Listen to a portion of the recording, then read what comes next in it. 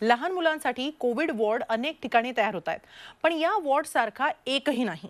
काय आहे सांगलीतल्या कोविड पेडियाट्रिक वॉर्डची स्पेशालिटी पाहूया। कोविड वॉर्ड की पाळणा घर? कोविड सेंटर मध्ये डिझनी वर्ल्ड।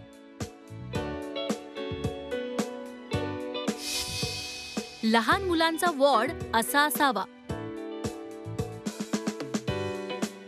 तुम्ही बघताय ती कोणती बालवाडी नाही की पाळणा घरही नाही, हा आहे कोविड वॉर्ड। सांगलीचे काँग्रेस नगरसेवक अभिजित भोसले यांच्या संकल्पनेतून आणि कष्टातून हा वॉर्ड साकारलाय।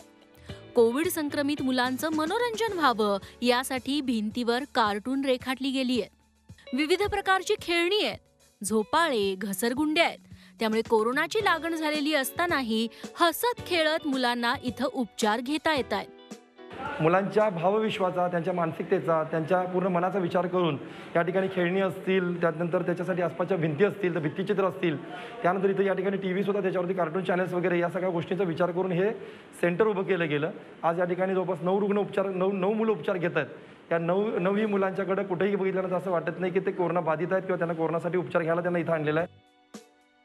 सध्या या कोविड सेंटरमध्ये 5 बालरुग्ण ऍडमिट आहेत। कोरोनाच्या तिसऱ्या लाटेत लहान मुलांना जास्त प्रमाणात संसर्ग होऊ शकतो अशी शक्यता वर्तवली जातीये, त्यामुळे अनेक शहरात कोविड पेडियाट्रिक वॉर्ड सज्ज होत आहेत। सांगलीची ही आयडिया इतरांनीही वापरायला हरकत नाही, त्यामुळे मुलं आनंदी राहतील आणि लवकर बरीही होतील, नाही का? रवींद्र कांबळेसह ब्युरो रिपोर्ट, झी24 तास, सांगली। शहरं सोडून आता कोरोनानं आपला मोर्चा ग्रामीण भागाकडे वळवलाय। मात्र गावांमध्ये अनेक जण टेस्ट करून घ्यायला घाबरतात, त्यामुळे 7 अधिक पसरण्याची भीती आहे। मात्र नांदेड जिल्ह्यातल्या एका गावानं कोरोनाला हद्दपार करून दाखवलाय, बघूया।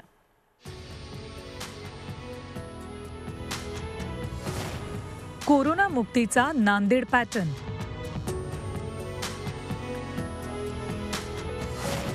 योग्य नियोजनानं 7 हद्दपार।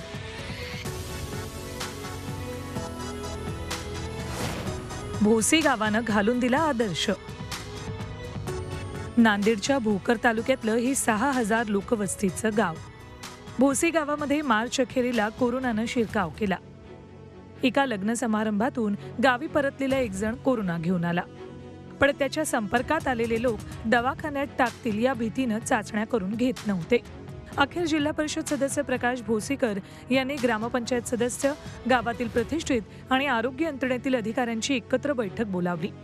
पॉझिटिव्ह आढळला तरी गावातच उपचार दिले जातील हे ग्रामस्थांना पटवून दिलं। त्यानंतर सर्वांची कोविड टेस्ट झाली। यात 119 जण पॉझिटिव्ह आढळले। त्यांना आपापल्या शेतात विलगीकरण करून घ्यायला सांगितलं। भूमिहीन गावकरी किंवा शेतात घर नसलेल्यांसाठी भोसीकरांनी आपल्या शेतात शेड बांधून दिली। प्राथमिक आरोग्य केंद्राला जी औषधी येते ती औषधी दिली आणि ज्या लोकांना अशी काही जमीन वगैरे नव्हती अशी 10-5 लोक आमच्या शेडमध्ये ठेवले आणि असं करून आम्ही 20 दिवस त्यांचं हे केलं आणि त्यांची तपासणी केली। सगळे लोक निगेटिव्ह आले आणि सगळ्यांना मग आम्ही गावात प्रवेश दिला।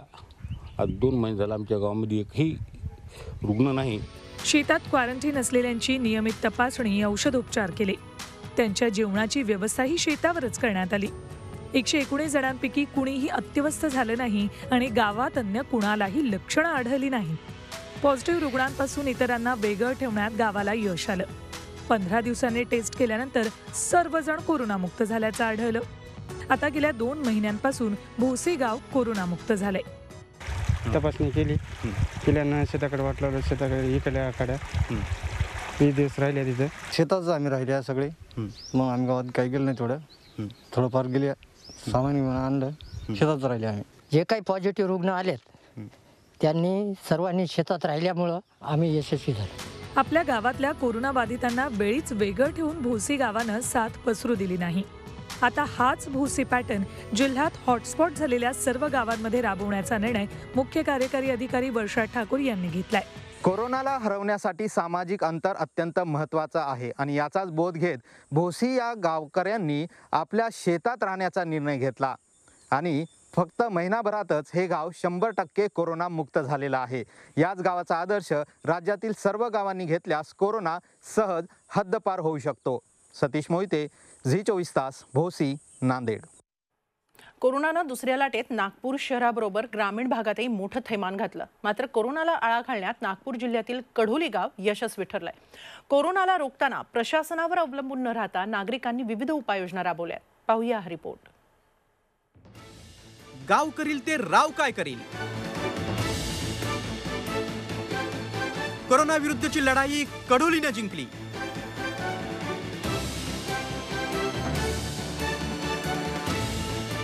प्रशासनावर अवलंबून न राहता उपाययोजना.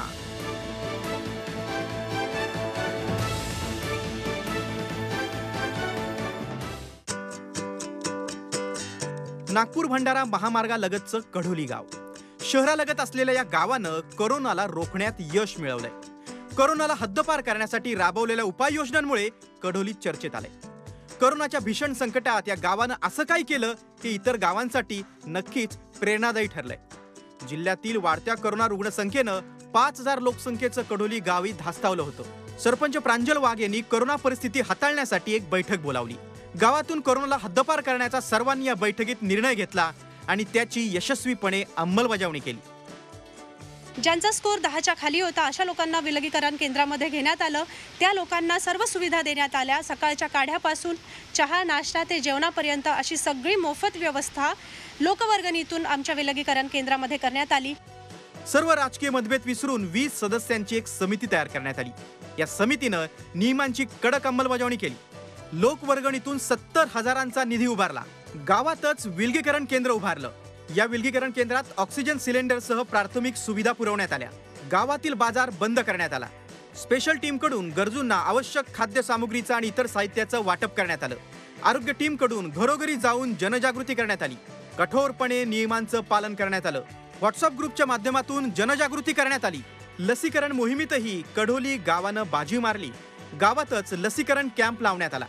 गावातील 45 वर्षांवरील नागरिकांचं 90% लसीकरण जवळपास पूर्ण झाले. प्रत्येकाने मास्क वापरले. प्रत्येकाने कोरोनाचे जे नियम्स आहेत ते फॉलोअप केले आणि जो कोणीही तो कोरोनाचा नियम पाळत नसेल त्याला स्वतः पोलिसांनी स्वतः आरोग्य समितीचा सदस्य समजून त्याच्यावर दंड ठोपटला. कढोलीमध्ये गेल्या 25 दिवसांपासून एकही कोरोना बाधित नाही. कुणाच्याही मदतीची प्रतीक्षा न करता कोरोना विरुद्धची लढाई गावानं एकजूट करून जिंकली आहे. इतर गावांसाठी हा आदर्श आहे. अमर काणे, झी 24 तास, नागपूर.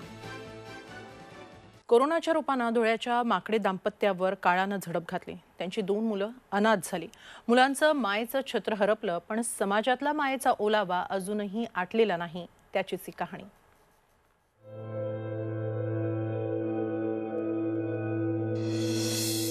कोरोनानं मातृपितृ छत्र हिरावलं, समाजानं तारलं.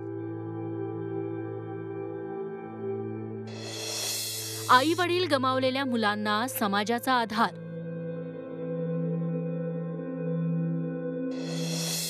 अनाथ मुलांसाठी पुढे आले मदतीचे शेकडो हात.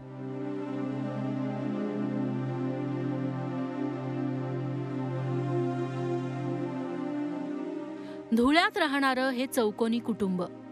गोकुळ आणि जयमाला माकडे. 12वीत शिकणारी त्यांची कन्या प्राजक्ता आणि 7वीत शिकणारा मुलगा चैतन्य. या आनंदी कुटुंबावर कोरोनाची वक्रदृष्टी पडली. गेल्या एप्रिल महिन्यात गोकुळ आणि जयमाला माकडे यांना कोरोनाची लागण झाली. 2 दिवसांच्या अंतरानं दोघेही जग सोडून गेले. आई वडिलांची सावली हरपली. आमच्यावरही खूप मोठा दुःखाचा डोंगर कोसळलेला आहे. पण आता त्या दुःखाच्या डोंगरात तो कोसळलेला असल्यामुळे आम्हालाही त्यातून निघायचं असल्यामुळे आम्हाला आमच्या मामा मामींची साथ मिळाली आहे. आम्ही आता त्यांच्या घरी राहतोय. दिवंगत गोकुळ आणि जयमाला यांच्या डोक्यावर घरासाठी घेतलेलं कर्ज, गोल्ड लोन, पर्सनल लोन असं तब्बल 13 लाखांचं कर्ज होतं. शिवाय उपचारांसाठी आलेला खर्च वेगळा. हे सगळं कर्ज फेडणार कोण असा प्रश्न निर्माण झाला. अशा वेळी वाणी समाजातील सामाजिक कार्यकर्ते पुढे आले. त्यांनी मदतीचं आवाहन केलं आणि काय आश्चर्य, मुलांच्या मदतीसाठी अनेक जण पुढे आले. तब्बल 12 लाख रुपयांची मदत गोळा झाली. आमच्या टीमच्या छोट्याशा आव्हानाला भरभरून प्रतिसाद दिला आणि अजूनही काही प्रमाणात निधी देणं समाजाने सुरू ठेवलेला आहे. करिअरचा प्रश्न आहे, भरपूर समस्या आहेत. तर त्या समस्यांसाठी शैक्षणिक दृष्ट्यासाठी त्यांना शासनानेही त्यांच्या याच्याने आम्हाला मुलांसाठी मदत करावी. माकडे दाम्पत्याच्या मृत्यूनंतर त्यांच्या मुलांना समाजानं केलेली मदत निश्चितच सकारात्मक ऊर्जा निर्माण करणारी आहे.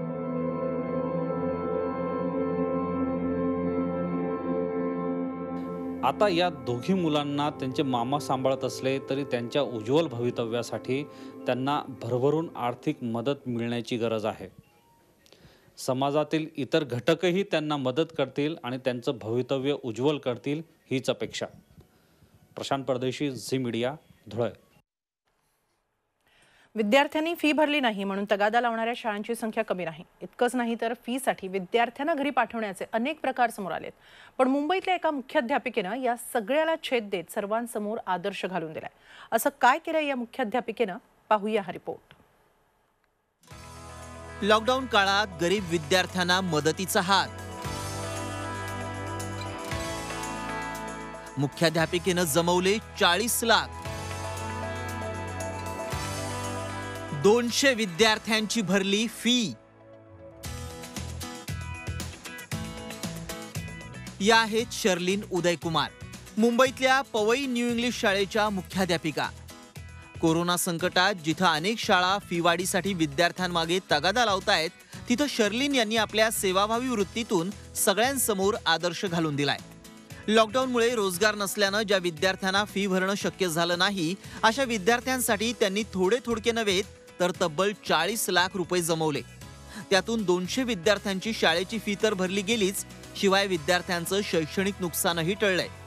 विशेष म्हणजे यासाठी शिक्षकांनी पगार देऊन त्यांच्या कामाला हातभार लावलाय. हम यही कोशिश में लगे हैं कि बच्चों को थोड़ा हेल्प हो जाए, पेरेंट्स को उनकी पढ़ाई रुके नहीं. That is what is more important. बच्चों की पढ़ाई चलते रहे. जैसे मैंने स्कूल में सुना है कि उन्होंने पढ़ाई रोक दी है, हमने पढ़ाई पूरे साल तक बच्चों को एजुकेशन दिया है और दाद देती हूँ अपनी टीचर्स की, लाइक जिन्होंने हमारा साथ दिया. या संकटाच्या वेळेत दुसरं कोणीही दिसले नाही, पण मॅडमनी आपला हे करोना वॉरियर आहे म्हणून असं आपल्याला मुलांना हे हेल्प दिली आहे. त्याचं आम्ही कितीही कौतुक केलं तर कमी आहे. सध्याच्या घडीला जिकडे पाहावं तिकडे शिक्षणाचा काळा बाजार झालाय. ऍडमिशनसाठी पालकांना लाखो रुपये मोजावे लागतायत. फी वाढीचा वेग हा पेट्रोल डिझेलच्या भाववाढीपेक्षाही जास्त आहे. अशा परिस्थितीत शर्लिन यांच्यासारखे शिक्षक अभावानेच पाहायला मिळतात. गुरु कसा असावा याचं उत्तम उदाहरण त्यांनी दाखवून दिलंय. त्यांची ही कृती नव्या पिढीसाठी मार्गदर्शक ठरेल यात शंका नाही. अमोल पेडणेकर, झी 24 तास, मुंबई. कोरोनानं मृत्यू झालेल्या रुग्णाचं साधं अंतिम दर्शनही घेता येत नाही, अशी सध्याची परिस्थिती आहे. ना मित्र परिवाराला ना कुटुंबियांना. नेमकी हीच अडचण ओळखून नांदेडच्या एका स्मशानभूमीनं खास उपाय शोधलाय. पाहूया त्याबाबतचा हा रिपोर्ट. कोरोनाच्या दुःखद प्रसंगात आगळी सहवेदना.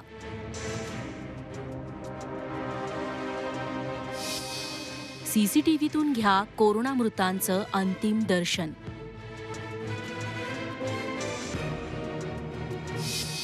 स्मशानभूमीतून ऑनलाईन अंत्यविधी पाहण्याची सोय.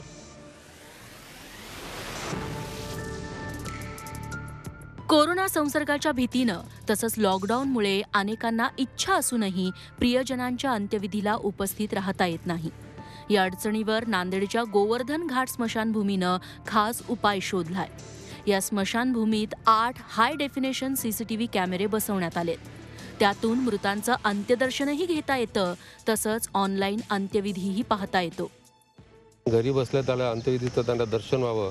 काही वेळेस काही मुलं बाहेर शिकायला असतात किंवा नोकरीसाठी असतात, येऊ शकत नसतात, तर अशा वेळेस त्यांना त्या अंत्यविधीपासून ते मुकू नये, तरी त्यांना तिथून त्याचं अंत्यविधीचं दर्शन आपल्या नातेवाईकाचं करता यावं, या दृष्टीनेही आपण इथे सोय केलेली आहे. यासाठी नांदेडच्या या स्मशानभूमीनं काही नियम केले. त्यानुसार अंत्यविधीसाठी स्मशानभूमीत आधी बुकिंग करावी लागेल. त्यानंतर नातेवाईकांना सीसीटीव्ही कॅमेऱ्याचा पासवर्ड दिला जाईल. तसंच अंत्यविधीची वेळही सांगितली जाईल. ई-विज हे ॲप्लिकेशन वापरून नातेवाईकांना जगभरातून कुठूनही अंत्यविधी पाहता येऊ शकेल.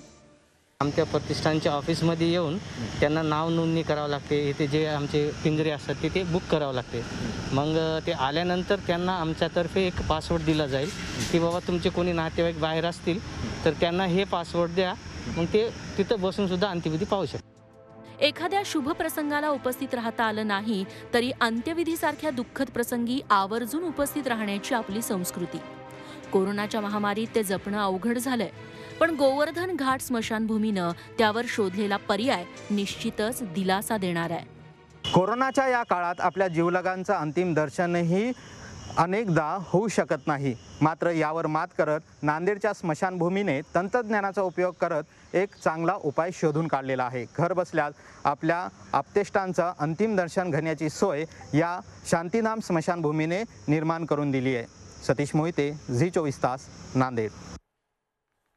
लातूर महापालिका कर्मचारी तन्मयी दीक्षित आणि सोनम भागवत या दोघी शहरातल्या भटक्या कुत्र्यांना खाऊ घालतायत. दोघी स्वखर्चातून मोकाट कुत्र्यांच्या खाण्याची व्यवस्था करतायत. त्यांना इतरही काही श्वानप्रेमी आता आर्थिक मदत करू लागले. कोरोनाचा फटका मुक्या प्राण्यांनाही बसलाय, मात्र लातूर शहरातल्या भटक्या कुत्र्यांना या दोघींचा आधार लाभलाय.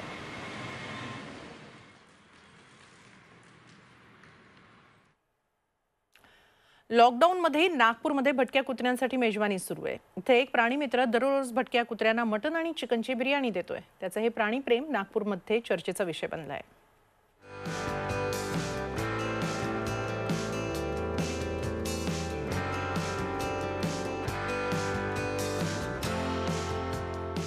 ही बिर्याणी आहे भटक्या कुत्र्यांसाठी.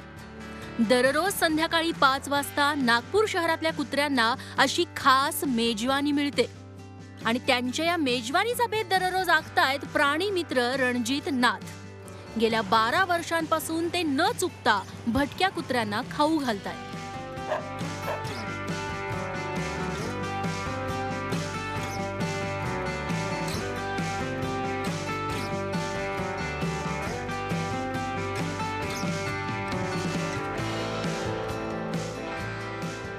सुरुवातीला ते कुत्र्यांना बिस्किट, ब्रेड खाऊ घालायचे, पण त्यामुळे कुत्र्यांचं पोट भरत नसल्याचं त्यांच्या लक्षात आलं.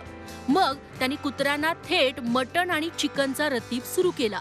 ये तो 2009 से मैं दिल से ताकत लगा के कर रहा हूँ. हो सकता है उसके 2 साल पहले से भी मैं ऑलरेडी शुरुआत कर दिया था. बिरयानी जो मैं अभी खिला रहा हूँ ये लॉकडाउन के कुछ दिन पहले से शुरुआत कर दिया. और बिरयानी का जो है बिरयानी मतलब इंसान का जो बिरयानी बनते हैं सर ठीक उसी टाइप का बिरयानी बनाता हूँ.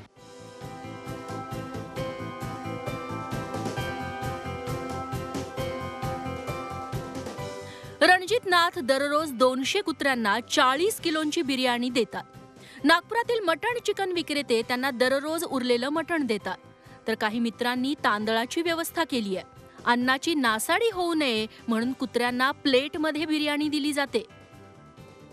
भोजन जब देता हूँ पूरा थाली में देता हूँ. रोड पे नहीं डालता, फुटपाथ पे नहीं डालता, व किसी का घर के सामने भी रखा जाए तो जो गंदगी नहीं होता.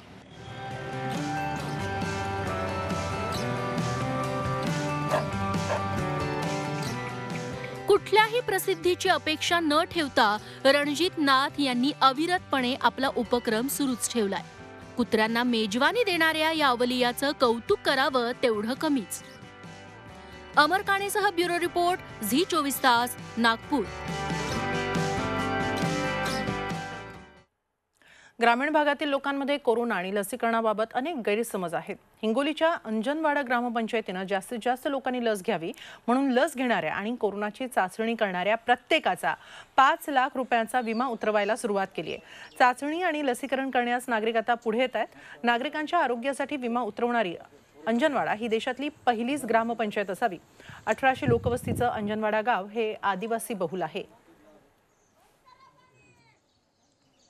हमारे ग्राम पंचायत द्वारा एक अभियान चलाया जा रहा है. जो भी कोरोना टेस्ट और लसीकरण लेगा उसके लिए 5 लाख का बीमा कवच दिया गया है.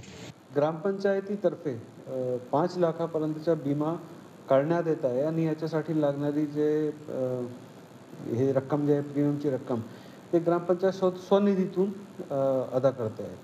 तर आम्ही अंजनवाडाच्या धर्तीवर इतर ग्रामपंचायताला सुद्धा आवाहन केलं आहे. मी प्रत्येक सर्व सरपंचांना माझ्या सैन्य लेटर पाठवलं आहे की हा एक खूपच अनुकरणीय उपक्रम आहे.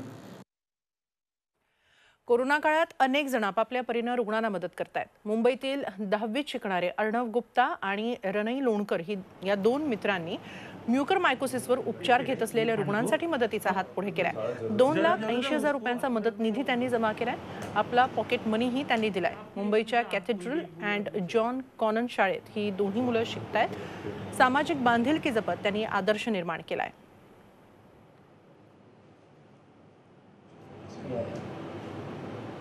हमने बहुत रिसर्च किया और हमें इम्पैक्ट गुरु वेबसाइट मिला जहाँ हम वहाँ फंडरेज़र बनाएंगे और हमने फंडरेज़र चालू कर दिया और जो पैसा कमाएंगे हम उसे नायर हॉस्पिटल को देंगे और वो उससे दवाइयाँ खरीदेगी जो इस बीमारी को इलाज कर सकती है. हमारा पहला टारगेट 2 लाख रुपया था, पर वो तो टारगेट 1 हफ्ते के अंदर भी पहुंच गया था. और अभी हमारा टोटल कलेक्शन है 2,80,000 रुपये और जो 80,000 है ज़्यादा टारगेट से. और हम लोगों को कह रहे हैं कि ज़्यादा से ज़्यादा पैसा डालें ताकि ज़्यादा से ज़्यादा लोग की जान बच सके. पुढची बातमी लातूरमधून. ग्रामीण भागातून शहरी भागात उपचारासाठी आलेल्या रुग्णांच्या नातेवाईकांची लॉकडाऊनमुळे उपासमार होतीये. अशा नातेवाईकांच्या आणि रुग्णांच्या मदतीला लातूर जिल्ह्यातल्या अहमदपूरचे 5 तरुण धावून आलेत. हे तरुण गेल्या महिन्याभरापासून दररोज 150 ते 200 डबे पोहोचवत आहेत. विलास शेटे, शंकर मुळे, नयूम शेख, गोपीनाथ जायभाये आणि माधव बधाडे अशी या 5 तरुणांची नावं आहेत.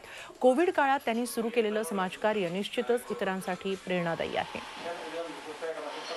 इथं जाळून टाकून दिलं ते असं वेस्ट आणि पलीकडे तर भरपूर औषधं जाळून दिल्यात. हे आमच्या गावामध्ये हे बरेच पेशंट असताना सुद्धा त्यांची ट्रीटमेंट नाही, काही नाही, दवाखाने बंद आहेत. असल्या कोरोनाच्या काळात जर असं जर लोकांना आमच्या गावकऱ्याला जर असं होत असेल तर ही अत्यंत दुर्दैवी गोष्ट आहे. गुळी मागायला जर आलं तर गुळी नाही म्हणणारी आज व्यक्ती आज इथं गोळ्याचा पूर्ण ढिगारा दिसला की लाखो रुपये.